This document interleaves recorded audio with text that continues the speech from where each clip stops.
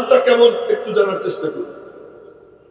তাওরাত আল্লাহ পাক নিজে হাতে লিখে দিয়েছে, ইনজিল ঈসা আলাইহিস সালামের সিনা আল্লাহ ঢাইলা দিয়েছে শৈশবকালে। কোরআন আল্লাহ কয় লিখেও দেব না, ঢাইলেও দেব না। কেমনে দিবা? আমি পড়বো, আমার দোস্ত শুনবো। জোরে বলেন না সুবহানাল্লাহ। এইটা কি আমি আমার থেকে বলতেছি? না না না, বুখারী শরীফ একদম প্রথম পৃষ্ঠায় হাদিস বর্ণনাকারী আম্মা জান আয়েশা সিদ্দিকা রাদিয়াল্লাহু তাআলা আনহা তিনি বর্ণনা করেন, হারিস ইবনে হিশাম আবু জেহেলের আপন ভাই, তিনি মুসলমান হওয়ার পর নবীজিকে জিজ্ঞেস করতেছেন, ইয়া রাসূলুল্লাহ কাইফা ইয়াতিকাল ওয়াহয়ু, আপনার কাছে ওহী আসে কেমনে, ওহী আসার ধরনটা কি আমার একটু বলেন। নবীজি বললেন, প্রথম অংশ শুধু শুনাবো, দ্বিতীয় অংশ শুনাবো না। আহইয়ানান ইয়াতিনি মিসলা সলসলাতিল জারাস, যে কখনো কখনো ওহী আসে আমার কাছে একটানা ঘন্টির আওয়াজের ন্যায়। একটানা ঘন্টির আওয়াজটা কেমন? হাদিসে দৃষ্টান্ত দিছে, কাসিলসিলাতিন আলা সফওয়ান, মরমর পাথরের উপর শিকল টানলে যেমন আওয়াজ হয় তেমন একটানা আওয়াজ। ওই আওয়াজ আমি আপনাদেরকে কেমনে বুঝাবো? আমি একটা আওয়াজ করি,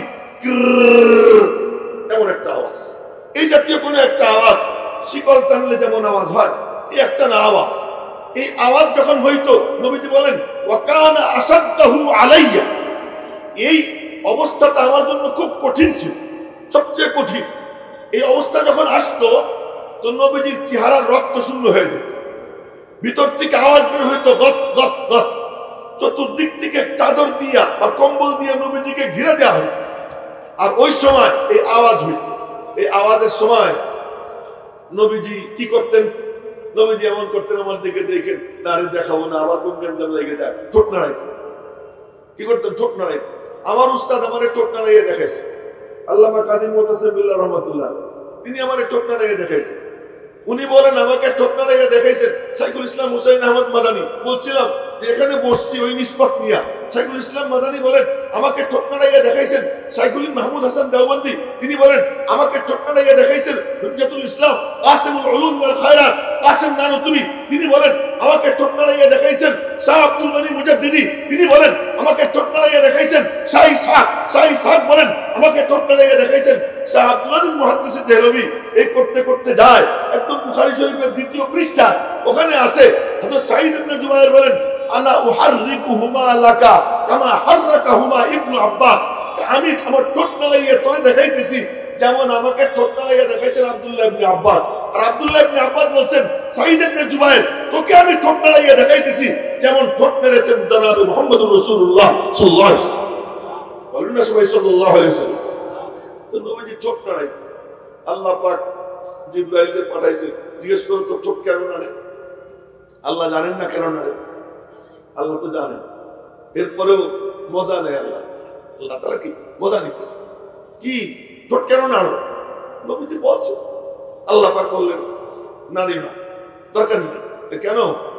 তুমি চুপচাপ শোনো, তোমার দেখেন আমি কিন্তু ব্যাখ্যা করে বলতে পারতেছি না, মাফ করে দিয়ে। তুমি চুপচাপ শোনো, আমার সামনে অনেক কথা বাকি রয়েছে, তুমি চুপচাপ শোনো, তোমার কাম শুধু চুপ থাকা। তারপর তোমার সিনায় জমা করে দেওয়া, তোমার জুবান দিয়ে উচ্চারণ করাইয়া দেওয়া, ব্যাখ্যা বিশ্লেষণ তোমার ভিতর থেকে বের করে দেওয়া, এই সব কিছু জিম্মাদার আমি আল্লাহ, তুমি শুধু শুনতে থাকো। দুনিয়াটাই এমন হয়ে গেছে, আদায় করে নিলে দেয়, না নিলে দেয়, জোর করে নিতে। তার নমুনা হলো এই, যখন বললাম যে উত্তরটা একটু ভালো মতো দিলে ভালো লাগতো, এবারে মাশাআল্লাহ উত্তরটা পাইলাম, আলহামদুলিল্লাহ। আলহামদুলিল্লাহি কাফা ওয়া সালামুন আলা ইবাদিহিল্লাযীনা ইসতাফা খুসুসান আলা আশরাফিল আমবিয়া'i ওয়া খাতামির রুসুলি মুহাম্মাদিনিল মুস্তাফা সাল্লাল্লাহু তাআলা আলাইহি ওয়া আলা আলিহি ওয়া সাহবিহিল্লাযীনা হুম খুলাসাতুল আরবিল আরবা ওয়া খায়রুল খালাইকি বা'দাল আমবিয়া।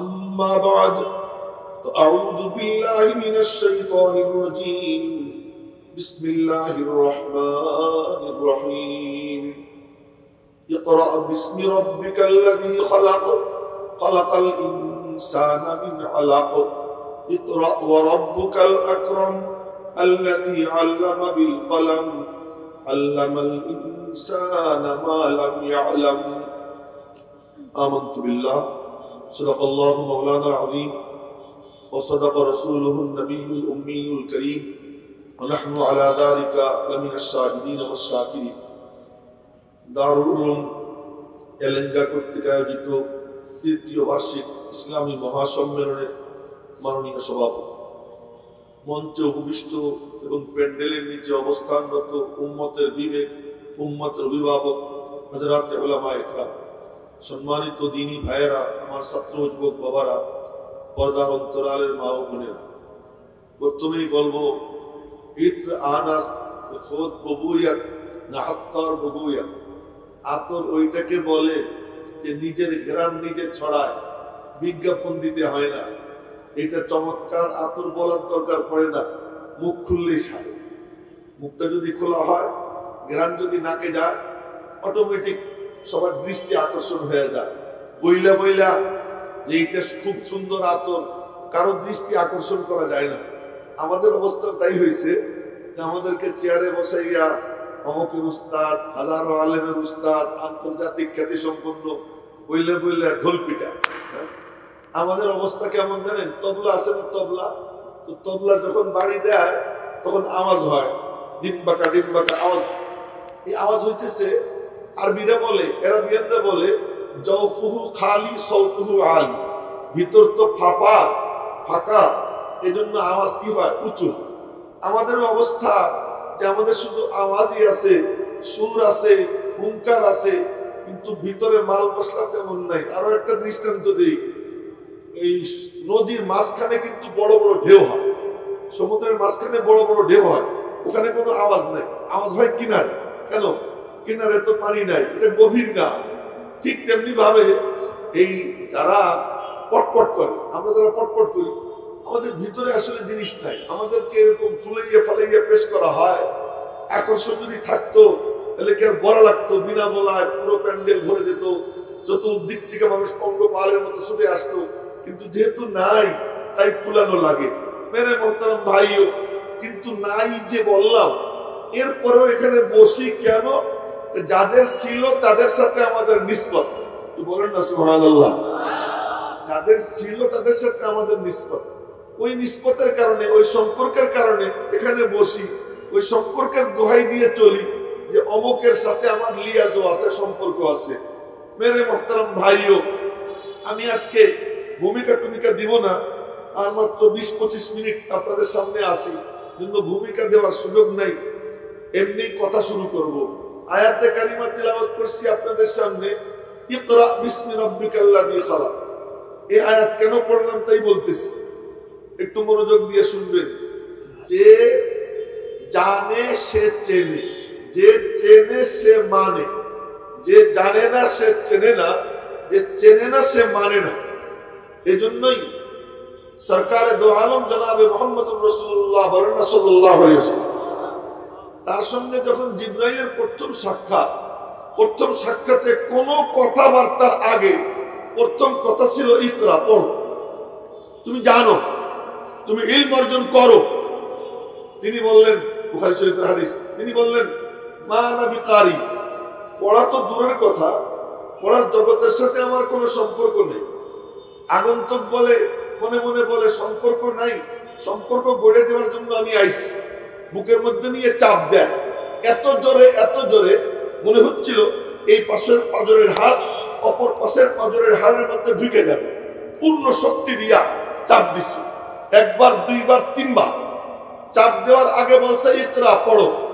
দ্বিতীয় চাপ দিয়ে বলছে, প্রথম চাপ দিয়ে দ্বিতীয়বার বলছে ইকরা, পড়ো। দ্বিতীয় চাপ দিয়ে তৃতীয়বার বলছে ইকরা, পড়ো। তিনবার বলছে শুধু ইকরা ইকরা ইকরা, পড়ো পড়ো পড়ো। কিন্তু লাইন লাগায় নাই, সুইচ দেয় নাই। তৃতীয় চাপ দিয়ে ছাইড়া বলে এতক্ষণ পর্যন্ত লাইন সুইচ দেওয়ার মতো হয় নাই, এখন হয়ে গেছে। কেউ যদি লম্বা তার টানে, তার যদি জায়গা মতো না পৌঁছে, তার আগে যদি সুইচ দেয়, বাতি জ্বলবে না। বাতি তখনই জ্বলবে যখন লাইন লাগাটা কমপ্লিট হয়। তিনবার চাপাচাপির পরে লাইন যখন কমপ্লিট, এবার বলে ইকরা বিসমি রব্বিক, ইসমে রব্বের সুইচে চাপ দিছে। সুবহানাল্লাহ বলে না, ভালো করে জোরে বলে বলেন না সুবহানাল্লাহ। ইসমে রব্বের সুইচে চাপ দিছে। যখন ইসমে রব বলছে, আর আসমানের সব দরওয়াজা, জমিনের সব দরওয়াজা, সব জানালা খুলে রব্বুল আলামিনের পক্ষ থেকে নূরের ঢেউ নবীজির সিনার মধ্যে এসে হাজির হয়ে গেছে। এই নূরের ঢেউ যখন আসছে, তখন মনে মনে বলেন, সহসা আমি চিনিয়াছি আমারে, খুলিয়া গিয়াছে আমার সকল ভাগ। আমি তো আমারে চিনতাম না, এখন না চিনে ফেলছি। কে চিনছে? নিজেরা তিনি আবিষ্কার করলেন। কোথায় আবিষ্কার করলেন? কি পাইলেন তিনি? আমি তার একটা সাদামাটা দৃষ্টান্ত দিচ্ছি আপনাদেরকে। এই যে একটা রুমাল দেখছেন, এটার মনে করেন রুমাল, সাদা রুমাল। এই যে দারুল উলুম এলেঙ্গা, এই দারুল উলুম এলেঙ্গা হলো দারুল উলুম দেওবন্দের একটা শাখা। ওই দারুল উলুম দেওবন্দের যে প্রথম ছাত্রের নাম মাহমুদুল হাসান। ইতিহাস কইতে গেলে তো পারবো না। মাহমুদুল হাসান শাইখুল হিন্দ রহমতুল্লাহ, উনি এই ইংরেজ সাদা কুত্তাদের বিরুদ্ধে আন্দোলন করতেন। ওই আন্দোলন করতে গিয়া একবার একটা সাদা রুমাল দিলেন এক হাজী সাহেবের কাছে। এই রুমালটা নিয়ে মক্কা শরীফে অমুক নেতার কাছে দিল। ইংরেজ গোয়েন্দারা জানতে পারছে যে বুড়া সাদা একটা রুমাল দিচ্ছে। আমি কিন্তু নবীজিরে বোঝানোর জন্য রুমাল বলতেছি, এমনি কাহিনী শোনাচ্ছি না। তো ওই রুমাল, ওরা বলে বুড়া সাদা রুমাল দিছে। সাদা রুমাল সাদা না, ভিতরে কিছু আছে। ওরা পুরো জাহাজ তল্লাশি চালাইয়া রুমাল বের করছে। রুমাল বের করে যখন পানির মধ্যে দিছে, এখন দেখে উপর থেকে নিচ পর্যন্ত আন্দোলনের রূপরেখা, ইংরেজ বিরোধী আন্দোলনের এই যে সমস্ত রূপরেখা, এইটা দিয়ে উনি চিঠি লিখছেন। রুমাল দেখতে সাদা দেখা যায়, পানিতে ভিজানোর পরে উপর থেকে নিচ পর্যন্ত হাতের লেখা চিঠি। এর নাম রেশমি রুমাল আন্দোলন। ওই কাপড় যখন ভিজেইছে পানিতে, লেখা ভাইসে উঠছে, আমার নবীজির বদন মোবারকের ভিতরে মাথার থেকে পা পর্যন্ত পুরো বডির মধ্যে এলেম আল্লাহর পক্ষ থেকে গোলাইয়া দেওয়া আছে। এটা ভাসতেছিল না। কিন্তু জিব্রাইলের সঙ্গে যখন জড়াজড়ি হয়েছে 3 বার, আর জিব্রাইল বলছে ইকরা বিসমি রব, তোমার রব্বের নামে পড়ো। আগে বলছে 3 বার কেবল ইকরা ইকরা ইকরা ইকরা, পড়ো পড়ো পড়ো, জিকির নাই, শুধু পড়ো। যেমন মওদুদীরা শুধু পড়ে, জিকির নাই। জিকির তো আস্তে করে আমি তো ঠিক বলাই না, কিন্তু যখন বলছে তাহলে ভালো মতো বলে যে ওরা জিকির ছাড়া পড়ে। জিকির ছাড়া যে এলেম, ওই এলেমে শয়তান বানায়। আর এলেম যদি জিকির ছাড়া হয়, ওই এলেম শয়তান বানায়। আর জিকির যেটা এলেম ছাড়া, ওই জিকিরে পাগল বানায়। আর ইলমের সঙ্গে যখন জিকির মিশে যায়, ওই এলেম তাকে হেদায়েতের পথে উঠাইয়া, হেদায়েতের রাজপথে উঠাইয়া জান্নাত পর্যন্ত পৌঁছে দেয়। এজন্য দেখবেন আমাদের দেশের খাজারা, যারা খাজা, জিকির আছে, এলেম নেই। আমি তো ঠিকই বলবো। আচ্ছা, আমি তো ঠিকই বলবো, বেঠিক বলবো? ঠিকই বলবো। হ্যাঁ, খাজাদের কাছে কি আছে? জিকির আছে, এলেম নেই। এজন্য কি বলে, আল্লাহর দন রসুলরে দিয়া আল্লাহ গেছেন, আল্লাহ রয়েছেন আরো সে বৈশা, আর রসুলের দন খাজারে দিয়ে রসুল রয়েছেন মদিনায় শুইয়া। এখন বাস খাজা বাবা মাওলানা একবার ধ্যানে এসো। এটা কি? সব পাগল, তার তো সব ছিঁড়ে গেছে। কেন? জিকির আছে, এলেম নেই। আবার অপরদিকে বলে কি মওদুদীরা, যে নবীও তো মানুষ, মাঝে মাঝে মানুষ হিসেবে কিছু দোষ ত্রুটি তো তারও হইতে পারে, কিছু গুনাহ খাতা তারও হয়ে গেছে। এই কথা তারা বলছে। কেন বলছে এই কথা? এজন্য বলছে এলেম আছে কি নাই, জিকির নেই। ওদের জিকির আছে, এলেম নেই। কিন্তু যাদের এলেমের সঙ্গে জিকির মিশে যায়, ওই এলেমওয়ালা জিকিরওয়ালা ইলম আল্লাহ পাক উলামায়ে দেওবন্দের কাছে জমা করে রাখছে। এদের কাছে এলেমও আছে, জিকিরও আছে। এবার যখন বলছে ইকরা বিসমি রাব্বিকাল্লাযী খালাক, পড়ো তুমি তোমার রব্বের নামে। এখন দেখতেছেন বাপরে বাপ, মাথার থেকে পা পর্যন্ত এলেমই এলেম। এখন এতক্ষণ তিনি বলতেছিলেন যে মা আনা বিকারি, এখন তিনি বলতেছেন উতিতু ইলমাল আউয়ালিন ওয়াল আখিরিন। আদম থেকে নিয়ে কিয়ামত পর্যন্ত যত মানুষকে যত ইলম দেওয়া হয়েছে, যত ইলম দেওয়া হবে, সমস্ত ইলম আমার আল্লাহ আমাকে দিয়ে দিয়েছে। ওই ইলম সিনায় নিয়ে, আমি কিন্তু কয়েক ঘন্টার কথা মাত্র কয়েক মিনিটে বলতেছি, ওই ইলম সিনায় নিয়ে তিনি ঘোষণা করলেন ইন্নামা বুইসতু মুআল্লিমা, ও আমার ভাইয়েরা বাবারা লক্ষ্য করবো, নবীজি বলতেছেন ইন্নামা বুইস্তু মুআল্লিমা, আমার ডেজিগনেশন আমি শিক্ষক, সারা দুনিয়া ছাত্র, আসমান সাত জমিন বিছানা গোটা দুনিয়া ছাত্র।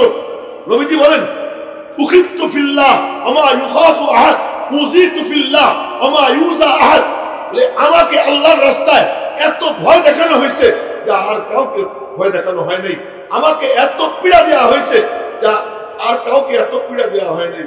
আমি জিজ্ঞেস করতে চাই, ইয়াহিয়া আলাইহিস সালামকে জবাই করছে, ওনার রক্তে একটা ছোটখাটো নদী হয়ে গেছে, জাকারিয়া আলাইহিস সালামকে মাথার থেকে পা পর্যন্ত কারাত দিয়ে দ্বিখণ্ডিত করছে, নবীজিকে তো কেউ তরবারি দিয়ে কোপ দিবার পারে নাই, নবীজিকে তো কেউ কাটতেও পারে নাই, নবীজিকে তো কেউ তীরও মারতে পারে নাই। আল্লাহ পাক বলেন আল্লাহু ইয়াসিমুকা মিনান নাস, মাহবুব তোমার পাহারাদার আমি। নবীজি বলতেছেন যে আমার এত কষ্ট, যে এত কষ্ট আর কাউকে দেওয়া হয় নাই। আমি একটা ছোট্ট গল্প মনে পড়ে গেল, আমার খালাতো ভাই রিক্সায় বসছে, তখন রিক্সাওয়ালা উল্টে পাল্টা চালাইছে, এই তুই মরলে তোর উপরে কয়জন কাঁদবে, আমার উপর কান্নার অনেক মানুষ আছে, সাবধানে চালা। আজকে আমার এই কথাটা মনে পড়ে, ব্যাপারটা কি, তুই রিক্সা চালাইস, তোর এক দুইজন আছে, আর আমার উপরে কান্নার মেলা লোক আছে। যার আয়তন যত বড় তার চিন্তা তত বড়, যার পরিধি যত বড় তার টেনশন তত বেশি। নবীজির পরিধি কত বড়, তখন থেকে নিয়ে কিয়ামত পর্যন্ত সমস্ত মখলুকাতের রাসূল জনাবে মুহাম্মদুর রাসূলুল্লাহ সাল্লাল্লাহু আলাইহি ওয়াসাল্লাম।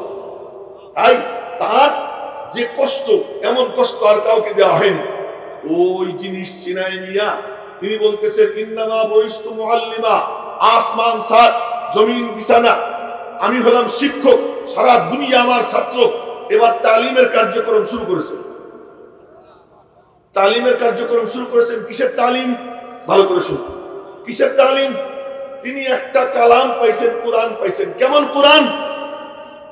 কোরআনটা কেমন একটু জানার চেষ্টা করুন। তাওরাত আল্লাহ পাক নিজে হাতে লিখে দিয়েছে, ইনজিল ঈসা আলাইহিস সালামের সিনা আল্লাহ ঢাইলে দিয়েছে শৈশবকালে। কোরআন আল্লাহ কয় লিখেও দেব না, ঢাইলেও দেব না। কেমনে দিবা? আমি পড়বো, আমার দোস্ত শুনবো।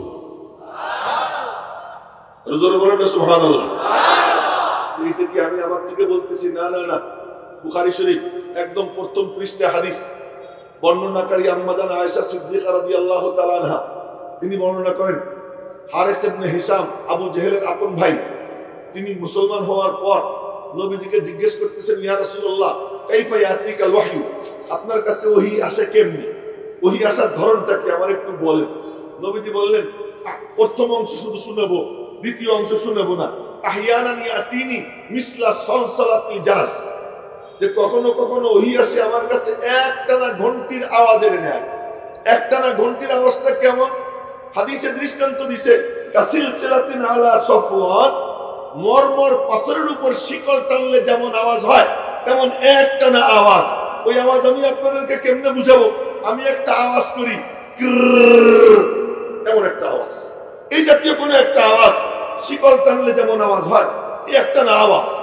এই আওয়াজ যখন হইতো, নবীজি বলেন ওয়াকানা আসাদ্দাহু আলাইয়া, এই অবস্থাটা আমার জন্য খুব কঠিন ছিল, সবচেয়ে কঠিন। এই অবস্থা যখন আসতো তো নবীজির চেহারার রক্ত শূন্য হয়ে যেত, ভিতর থেকে আওয়াজ বের হইতো গত গত গত। চতুর্দিক থেকে চাদর দিয়া বা কম্বল দিয়ে নবীজিকে ঘিরে দেওয়া হইত, আর ওই সময় এই আওয়াজ হইত। এই আওয়াজের সময় নবীজি কি করতেন? নবীজি এমন করতেন, আমার দিকে দেখেন, না আরে দেখাবো না, আবার কোন গেঞ্জাম লেগে যায়, ঠোঁট নাড়াইতেন। কি করতেন? ঠোঁট নাড়াইতেন। আমার উস্তাদ আমারে ঠোঁট নাড়াইয়ে দেখাইছে, আল্লামা কাজী মুতাসিম বিল্লাহ রহমাতুল্লাহ, তিনি আমারে ঠোঁট নাড়াইয়ে দেখাইছেন। উনি বলেন আমাকে ঠোঁট নাড়াইয়ে দেখাইছেন শাইখুল ইসলাম হুসাইন আহমদ মাদানী। বলছিলাম যে এখানে বসছি ওই নিসবত নিয়া, শাইখুল ইসলাম মাদানী বলেন আমাকে ঠোঁট নাড়াইয়ে দেখাইছেন শাইখুল মাহমুদ হাসান দেওবন্দি, তিনি বলেন আমাকে ঠোঁট নাড়াইয়ে দেখাইছেন হুজ্জাতুল ইসলাম কাসিমুল উলুম ওয়াল খায়রাত কাসিম নানুতুবি, তিনি বলেন আমাকে ঠোঁট নাড়াইয়ে দেখাইছেন শাহ আব্দুল গনি মুজাদ্দিদি, তিনি বলেন আমাকে ঠোঁট নাড়াইয়ে দেখাইছেন শাহ ইসহাক বলেন আমাকে ঠোঁট নাড়াইয়ে দেখাইছেন শাহ আব্দুল আজিজ মুহাদ্দিস দেহলভী। এই করতে করতে যায় একদম বুখারী শরীফের দ্বিতীয় পৃষ্ঠা, ওখানে আছে হযরত সাঈদ ইবনে জুবায়ের বলেন আনা উহাররিকুহুমা লাকা কামা হাররাকাহুমা ইবনু আব্বাস, আমি আমার ঠোঁট নাড়াইয়ে তোরে দেখাইতেছি যেমন আমাকে ঠোঁট নাড়াইয়া দেখাইছেন আব্দুল্লাহ ইবনে আব্বাস, আর আব্দুল্লাহ ইবনে আব্বাস বলছেন সাঈদ ইবনে জুবায়ের তোকে আমি ঠোঁট নাড়াইয়া দেখাইতেছি যেমন ঠোঁট নেড়েছেন জনাবে মুহাম্মদুর রাসূলুল্লাহ সাল্লাল্লাহু আলাইহি ওয়াসাল্লাম। বলেন না সবাই সাল্লাল্লাহু আলাইহি ওয়াসাল্লাম। তো নবীজি ঠোঁট নাড়াইতেন। আল্লাহ পাক জিবরাইলকে পাঠাইছেন, জিজ্ঞেস করো তো ঠোঁট কেন নাড়ে? আল্লাহ জানেন না কেন নাড়ে? আল্লাহ তো জানেন, এরপরেও মজা নেয় আল্লাহ। আল্লাহ তাআলা কি মজা নিতেছে? কি ঠোঁট কেন নাড়ো? নবীজি বলছে, আল্লাহ পাক বললেন নাড়ি না, দরকার নেই। কেন? তুমি চুপচাপ শোনো। তোমার দেখেন আমি কিন্তু ব্যাখ্যা করে বলতে পারতেছি না, মাফ করে দিয়ে। তুমি চুপচাপ শোনো, আমার সামনে অনেক কথা বাকি রয়েছে। তুমি চুপচাপ শোনো, তোমার কাম শুধু চুপ থাকা।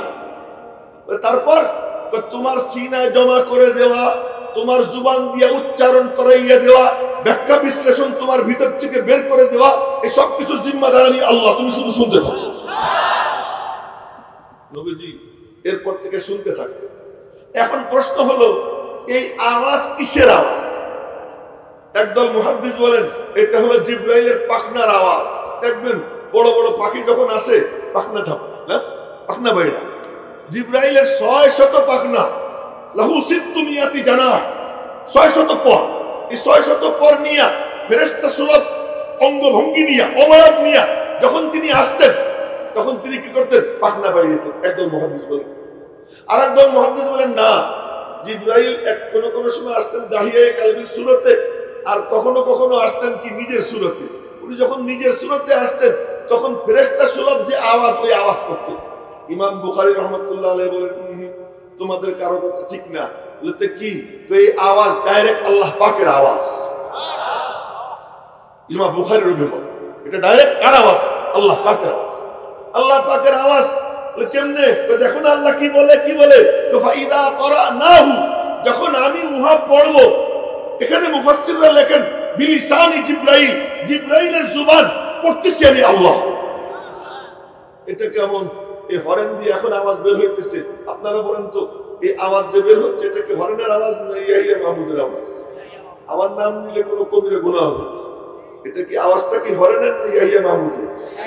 তাই যদি হয় আওয়াজ তো বের হইতেছে ওখান দিয়া, এটা হরেন। জিবরাইল নবীজির পাশে এসে দাঁড়াইতেন, রব্বুল আলামিন তার কুদরতি জুবান দিয়ে আরশে আজিম থেকে তিলাওয়াত করতেন, আর ওই আওয়াজ জিবরাইলের জুবান দিয়ে বের হইত। আর নবীজি শুনতেন, নবীজি শুনতেন, নবীজি শুনতেন। জিবরাইল যখন চলে যেত এবার চোখ বন্ধ করে দেখতেন সিনার মধ্যে, কলবের মধ্যে যা কিছু জিবরাইল এই একটানা আওয়াজ করছে, কোনো আওয়াজ টাওয়াজ না। যেমন নাকি ছাপাখানা মেশিনে অপারেটর এরকম আঙ্গুল চালাইতে থাকে, খট খট খট খট আওয়াজ হইতে থাকে, এরপরে দেখা যায় খট খট আওয়াজ না। এটা যখন বের হয়ে আসে দেখা যায় দারুল উলুম এলেঙ্গা। ঠিক তেমনি ভাবে জিবরাইল একটানা আওয়াজ করে চলে যায়। চলে যাওয়ার পরে নবীজি চোখ বন্ধ করে দেখেন আল্লাহ পাকের কালাম তার অন্তরে নকশা হয়ে গেছে, খোদাই করা হয়ে গেছে। এটা দেখে একটা মুস্কি হাসি দিতেন। মুস্কি হাসি দিয়া ওই হাসি দিয়ে পরে ডাক দিতেন সাহাবীদেরকে, আসো। আমাদের সমাজে একটা বদরুসুম হয়ে গেছে, সেটা হলো কি যে মাহফিল জমানের জন্য কোরআন শরীফ তেলাওয়াত, যে কোরআন শরীফ পড়ায় যে লোক জমুক, পরে হুজুরে দিয়ে ওয়াজ করাবে, মনে হয় যেন হুজুরের ওয়াজের দাম কোরআন শরীফের থেকে বেশি। যারা মাহফিলের আয়োজক তাদের কাছে করজোড়ে নিবেদন করতেছে এই কামটা কেউ করবেন না। পুরো মজলিস যখন জমবে, সব নীরব নিস্তব্ধ হবে, তখন মালিকের কালামের তেলাওয়াত হবে। নবীজি বলতেন সবাইকে চুপ করাও, সবাইকে বসাও, নীরব নিস্তব্ধ হয়ে যাও, আমি এবার মালিকের পক্ষ থেকে পাওয়া কালাম এর তেলাওয়াত করব। সাহাবীরা এসে বসে যেতেন। এরপরে নবীজি বলতেন একটা কথা, খুদু আন্নি রুতবা, নেও আমার থেকে তাজা তাজা এই মাত্র নূর আল্লাহ পাক আমার সিনার মধ্যে নাজিল করেছেন। যার মধ্যে যেটা ঘুরে যায় ওইটা বাইরেও বের হয়ে যায়। পেট ভরা যদি খিচুড়ি থাকে মুখ খুললে খিচুড়ির গন্ধ বের হয়, বিরিয়ানি থাকলে বিরিয়ানির গন্ধ বের হয়। আমার নবীজির ভিতর ভরা ছিল নবুয়ত, নবুয়ত আর ভিতরে আটকে থাকে নাই, ঘাড়ের এখান দিয়ে মহরে নবুয়ত বের হয়ে গেছে, ভিতরে ভরা কোরআনে কারীমের নূর। এজন্য যখন দুই ঠোঁট খুলতেন কথা বলার জন্য, সাহাবীরা বলেন ঠোঁট খুলতে দেরি, কিন্তু সামনের দুই দাঁতের ফাঁক দিয়া নূরের ঝিলিক মারতে একটু দেরি হতো। দেখা যেত সামনের দুই দাঁতের ফাঁক দিয়ে কি বের হইতেছে? নূর বের হইতেছে। ইদা তাকাল্লামা রুইয়া বাইনা সানায়াহু নূর, দেখা যায় তো নূর। বলতেন সাহাবীদেরকে, নাও তাজা তাজা, খুযু আন্নী রুতাবা, নাও তোমরা আমার কাছ থেকে তাজা তাজা। কেবলমাত্র কোরআনে কারীমের শব্দ না, কোরআনে কারীমের অর্থ না, কোরআনে কারীমের নূর সহ তোমরা তোমাদের সিনায় নিবা, নাও। সাহাবীরা সিনার মুখ খুইলা, চোখের জানালা খুইলা, কানের খিড়কি খুইলা নবীজির সামনে বইসা মনোযোগ দিয়ে তিলাওয়াত শুনতেন। শুধু কোরআন শরীফ মুখস্থ হইতো তাই না, কোরআনে কারীমের নূর সহ তাদের সিনার মধ্যে জমা হয়ে যেত, নূর তারা সিনায় পেত। এই কারণে দেখেন, এই কারণে সাহাবীদের অবস্থা কি ছিল? এক সাহাবী শুধু কুল হুয়াল্লাহ শরীফের তিলাওয়াত শুনছে, কুল হুয়াল্লাহ শরীফ। বলতে গেলে তো অনেক লম্বা, সময়ও নাই, আর পারবো না। না বলেন তো আপনারা বলবেন, কিন্তু আমার সময় নেই, আমারও সময় নেই। খালেদ সাইফুল্লাহ আইয়ুবীর ওয়াজ শোনার জন্য সবাই অপেক্ষা করতেছে। মানে আমি যদি বেশি করে বলি পরে ওরা আক্ষেপ করবে যে আমরা, আমি জানি, আমি নিজেও আমার বাজানের ওয়াজের ভক্ত, খালেদ সাইফুল্লাহ আইয়ুবীর ওয়াজের ভক্ত আমি খুব মন দিয়ে শুনি, খুব মন দিয়ে শুনি। হ্যাঁ, আমি আর সে একসঙ্গে খাওয়া দাওয়া করছি। আসতেছে ছোটবেলা আমি তারা কোলে নিয়ে পড়াইছি, যেহেতু সে বলে দিছি এতটুক ছিল। মিজান পড়তো আমার কাছে, মিজান ওই সময় পড়াইছি। 17 জন ছাত্র ছিল ওদের ক্লাসে, এ লেভেলে। এমনি ছাত্র ছিল 30-এর উপর। তার মধ্যে ওই এ লেভেলের যে মানে প্রথম গ্রেডের যে 17 জন, তার মধ্যে অন্যতম ছিল খালেদ সাইফুল্লাহ। আর ওইটা আমার যৌবন কাল ছিল, খুব মজা নিয়ে পড়াইতাম। এখন তো বুড়ো হয়ে গেছে, আর পড়ানোর জজ্বা এরকম নাই। তো বলতেছিলাম, কুল হুয়াল্লাহ শরীফের তিলাওয়াত করছেন নবীজি, শুধু কুল হুয়াল্লাহ শরীফ 4টা আয়াত। এক বুড়া গ্রাম থেকে আসছে, সাদা মাটা সহজ সরল মানুষ, নবীজির তিলাওয়াত শোনার পরে চিৎকার দিয়ে উঠছে, নি'মাল ইলাহু ইলাহুনা, মাবুদ আমি তোমারে চিনে ফেলেছি। বলতেছে আমি তোমারে চিনে ফেলেছি। কি চিনছো? মনে হয় আল্লাহ জিজ্ঞেস করছে কি চিনছো? এবার সে বলে, নবীজির সামনে বসে তিলাওয়াত শুনছে, শোনার পরে তার কলবের হাল এমন হয়েছে মনে হয় যেন 7 আসমানের পর্দা সরে গেছে। নবীজির সামনে বসে আসমানের দিকে তাকাইয়া চিৎকার দিয়ে উঠছে, নি'মাল ইলাহু ইলাহুনা, আমাদের মাবুদ তুমি বড় চমৎকার, আমি তোমারে চিনছি। আল্লাহ জিজ্ঞেস করে, কি চিনছিস আমারে? ইয়াকবালুল ইয়াসীর ওয়া ইউতিল জাসীল, তুমি নাও মাত্র এতটুকু, দাও তুমি এতখানি, অল্প একটু নাও, ঝুলি ভইরা দাও। কি যে ব্যাখ্যা করছে বুড়া, 4 আয়াতের তাফসীর করছে 4 শব্দ দিয়া, এত চমৎকার তাফসীর করছে যে নবীজির চেহারা খুশিতে উজ্জ্বল হয়ে গেছে। এখন দেখি ওই বুড়ার তাফসীর শোনার পরে আমি দেখি কোরআন হাদিস গাইতে গুইতে যতদূর জানছি যে বুড়ার তাফসীর এত চমৎকার, একবার সুবহানাল্লাহ বলায় তো মিজানে 2 পাল্লার 1 পাল্লা ভরে দেয়, একবার আলহামদুলিল্লাহ বলায় তো 2 পাল্লা গেছে বইরা, 3বার কুল হুয়াল্লাহ শরীফ পড়া নবীজি বলেন 1 খতম কোরআন শরীফের সওয়াব। 24 ঘন্টার মধ্যে 5 ওয়াক্ত নামাজে মাত্র 1.5 ঘন্টার থেকে 1.5 ঘন্টা টাইম নেয়। যদি মাঝখানে কোনো 2 নম্বরই না করে ব্যবসায়ী, মাঝখানে কোনো 2 নম্বরই না করে চাকরিজীবী, মাঝখানে কোনো 2 নম্বরই না করে ব্যবসায়ীরা, তারা যদি 5 ওয়াক্ত নামাজ ঠিক মতো পড়ে, মাঝখানে সততার সাথে কর্মকাণ্ড করে, আল্লাহ কয় তোর 24 ঘন্টা আমি নামাজ লিখে দেব।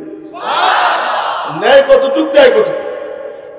তো বুড়ো এই তাফসীর করছে, কি দিয়ে করছে এই তাফসীর? তার ভিতরে ওই নূর গেছে। আজ আমরা মনে কিছু নিয়েন না, সুর আছে নূর নাই, হুঙ্কার আছে পাওয়ার নাই, ডিম্বাকা তবলা বাজাই, কিন্তু ভিতর ফাঁপা। এটাও ঠিক, ঠিক ছাড়া কোনো কথা নেই। এটাও কি বলে ঠিক বলে। এই যে অবস্থা, পরিশেষে একটা কথা বলি, যাও আছে নেওয়ার তরিকা জানা নেই, আছে এখনো আছে, নাহলে পৃথিবী কেমনে টিকে আছে, এখনো আছে, কিন্তু আমাদের নেওয়ার তরিকা জানা নেই। আপনারা আসছেন, আপনাদের কাছে অনুরোধ করুন, এটা নিবেন, এই দিলের দুয়ার খুলবেন, এই চোখ যে আলেম এখানে বসে তার দিকে লাগাইয়া রাখবেন, এই কানটা লাগাই রাখবেন, মনোযোগ দিয়ে শুনবেন, নড়েন না, মাথা নাড়াইয়েন না, মোবাইল দেখেন না, মনোযোগ দিয়ে শোনেন। আল্লাহ পাক মাহরুম করবে না। আজও সেই আল্লাহ আছেন যে আল্লাহ তখন ছিলেন, তার মধ্যে কোনো পরিবর্তন নেই, তার কুদরতের মধ্যে কোনো পরিবর্তন নেই, তার নিজামের মধ্যে কোনো পরিবর্তন নেই, তার আদতের মধ্যে কোনো পরিবর্তন নেই। আজও যদি কেউ শর্ত পূরণ করে, আল্লাহ পাক তার সিনা নূর দিয়ে ভরে দেবে। আজও ওই নূর, ওই যে শুরু হইল এখন আমি একেবারে নামতার মতো ইতিহাস বলে শেষ করব। নবীজির সিনাত থেকে সাহাবা ইকরামের সিনা, সাহাবা ইকরামের সিনাত থেকে তাবেঈনের সিনা, তাবেঈনের সিনাত থেকে তাবায়ে তাবেঈনের সিনা, আস্তে আস্তে এই নূর প্রায় দুনিয়ার অর্ধেকের বেশি, তারও বেশি এই নূর ছড়াইয়ে গেল। এবং এই নূর যাদের সিনায় সারা দুনিয়া তাদের কর্তলগত ছিল, তারা পরিচালনা করত। পুরা দুনিয়া যখন এমন হয়ে যায়, তখন হিংসুকদের চোখ পড়ে ওই হিংসার দৃষ্টিতে দেখে কিভাবে এদেরকে ধ্বংস করা যায়, সেই ধ্বংসের কার্যক্রম শুরু করে। আর মুসলমানও আহাম্মকি কইরা কইরা নিজেদেরকে আস্তে আস্তে বরবাদ করতে থাকে। নিজেরা গুতাগুতি করতে করতে এই ভারতবর্ষে শেষ পর্যন্ত এমন অবস্থা হয় যে মুসলমানদেরকে লাইথিয়া তাদের গদির থেকে নামাইয়া এই সাদা কুত্তার বাচ্চারা ওরা এই দেশ দখল করে। দেশ দখল করে প্রথম কাজ তাদের যেটা, মুসলমানদেরকে গোলাম বানাইতে হবে। মুসলমান গোলাম হয় না, হিন্দুরা সুন্দর মতো মানে। ওরা মনে করে আমরা এত পাথরের সামনে মাথা নোয়াই, সাদা কুত্তা তো আরো সুন্দর, তো ওর সামনে একটু মাথা নোয়াইলে সমস্যাটা। ওদের মাথা নোয়াইতে কোনো অসুবিধা হয় না, যেখানে সেখানে সিজদা দেওয়া, যেখানে সেখানে কপাল টেকা, এটা ওদের জন্য কোনো সমস্যা না। কিন্তু মুসলমান সে বলে কি, আল্লাহ কয় ইয়া আইয়ুহাল্লাযীনা আমানু ইরকাউ ওয়াসজুদু ওয়াবুদু রাব্বাকুম। সিনার মধ্যে যখন ঈমান তাওহীদ, এবার তুমি ঝুঁকবা কেবল এক জায়গায়, আর কোথাও তুমি ঝুঁকবা না। ঝুঁকবা তুমি এক জায়গায়, আমি আল্লাহ সারা দুনিয়ায় তোমার মাথা উঁচু করে দেব। মুসলমানদের কাম একখানে ঝুঁকা। আর একদিন এর উপরে বলবো যে যে যত ঝোঁকে সে তত ওড়ে। এই টপিকসের উপরে পরে কোনোদিন যদি দেখা হয়, আল্লাহ সুলাইমান আগে মুসলিম দাওয়াত দেয় কিনা জানি না, যদি দেয় তাহলে এই টপিকসের উপরে যে যত ঝোঁকে সে তত ওড়ে, আর যে যত উঠতে চায় ও তত গর্তের মধ্যে ডাইবে যায়। যদি উঠতে হয় আর ঝুঁকতে হয়, নবীজি ঝুঁকছেন তো উঠছেন, আর সে আজিমের মেহমান হয়েছেন। ঝুঁকার দিক থেকে তিনি সকলের সর্দার, এই জন্য উড়ার দিক থেকে সকলের সর্দার হয়ে গেছে। যে যত ঝোঁকে সে তত উড়ে। তো বলতেছিলাম, এবার এই উপমহাদেশ থেকে মুসলমানদেরকে মানে কিমন উপমহাদেশে গোলাম বানানো যায়, তো মুসলমানরা মানে না কেন? তালাশ করে দেখে কি মুসলমানরা মাযহাব মানে। মনে রেখে, মুসলমানরা মাযহাব মানে তো মুসলমানদেরকে মাযহাব থেকে কেমনে সরানো যায়? শামসুদ্দিন গাজিয়াবাদী, শুধু নাম বলতেছি, শামসুদ্দিন গাজিয়াবাদী নামক এক মৌলবীরে ইংরেজরা দাঁড় করাইলো, তুমি বলো এই কথা মাযহাব মানা যাবে না, আমরা হাদিস মানি। এই যে আহলে হাদিসের জন্ম হয়, এই যে আহলে হাদিসের জন্ম হইল। এরপরে আহমদ রেজা খানরে দাঁড় করাইছে যে তুমি বলো যে হানাফি মাযহাবের মৌলবীরা বেয়াদব। বাদশাহ ঔরঙ্গজেব আলমগীর হানাফি ছিল, ফতোয়া আলমগীরি প্রণয়ন করছে, হানাফি ছিল। আহমদ রেজা খানরে দাঁড় করাইছে, তুমি বলো যে হানাফি মাযহাবের মৌলবীরা বেয়াদব, এরা মাজারে গিয়ে মাথা টেকে না, ওখানে গিয়ে কিছু চায় না, এরা বেয়াদব। এই তখন এই মাজার পূজারীরা মাঠে নামছে। এখন হুজুররা দমন করে কাদেরকে? বেদাতি। হুজুররা দমন করে আহলে হাদিস, ইংরেজরা মোসে তা দেয়, কাম হয়ে গেছে। এবার ওরা লাগছে, আমরা আমাদের কাম চালাই। এই যখন লাগালাগি শুরু, এই সময় মির্জা গোলাম আহমদ কাদিয়ানীরে বলে, তুই গিয়ে বল তোমাদের মধ্যে গুতে লাগিয়ে গেছে, মুহাম্মাদের দিন আর চলবে না, আমি নতুন দিন নিয়ে আসছি। এই যে মির্জা গোলাম আহমদ কাদিয়ানীকে দাঁড় করেছে। এরপরে দেখে যে এগুলোর নাট বল্টু ঢিল, মনে রাখবেন, এগুলোর নাট বল্টু ঢিল, যে কোনো সময় স্খলন হয়। এই মির্জা গোলাম আহমদ কাদিয়ানী মহিলা আসসালাম